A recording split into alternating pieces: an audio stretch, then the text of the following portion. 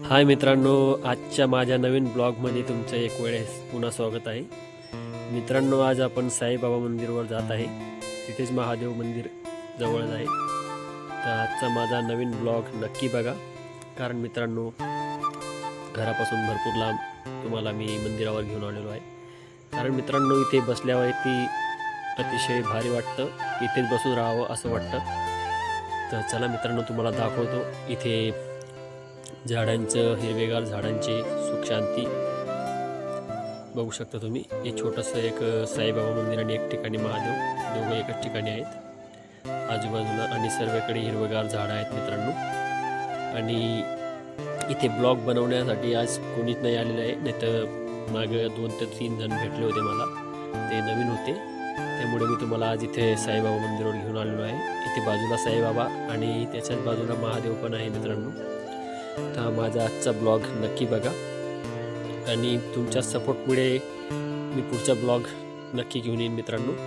कारण तुम्ही जेवढे मला सपोर्ट करशाल तेवढाच मी तुमच्यासाठी एक नवीन ब्लॉग तयार करेन मित्रांनो. तर हे बघा मित्रांनो, हिरवेगार झाडं पण आहेत. आणि तसंच मित्रांनो इथे आज सायंकाळची वेळ आहे आणि 2 ते 3 जण पाया पडण्यासाठी पण आलेले आहेत. एक ताई आहे आणि एक मित्र आहे, तो सोबत आलेला मध्ये आहे मंदिराच्या, पण तो काही दिसत नाही आहे. कारण मित्रांनो बाकी मंदिरात आहे, बाकी बाहेर गेलेले आहेत.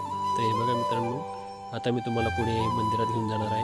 आणि हिरवेगार बदामाचं झाड आहे, एक लिंबाचं झाड आहे. इथे असं वाटतं मित्रांनो की इथेच बसून राहावं. चला मित्रांनो, आपण आता मंदिरात जाऊन येऊ, बघून घेऊया. तर हे बघा मित्रांनो, तुम्हाला मी पहिले साईबाबा मंदिर दाखवतो, त्यानंतर तुम्हाला मी हळूहळू महादेव पण दाखवतो. तर हे बघा मित्रांनो, आजूबाजूला कोणी झालेलं नाही अजून. तर हे साईबाबा मंदिर आहे आणि हे इकडे आपले नंदी महाराज आहे. नंदी महाराज नंतर त्यामध्ये मध्ये तुम्हाला दाखवतो.